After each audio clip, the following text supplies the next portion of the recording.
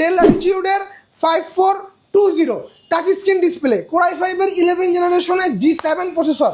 এই যে দেখেন টাচ স্ক্রিন ডিসপ্লে দেখতে পাচ্ছেন, ঠিক আছে? টাচ স্ক্রিন ডিসপ্লে আগে দেখেন ভাই, একদম পুরো মাখন একটা ডিসপ্লে। আর ডেল সবসময় কিন্তু ভালো ডিসপ্লে প্রোভাইড করে। Core i5 11 generation G7 processor, 16GB RAM আছে, 256GB SSD আছে, 8GB গ্রাফিক্স দেওয়া আছে।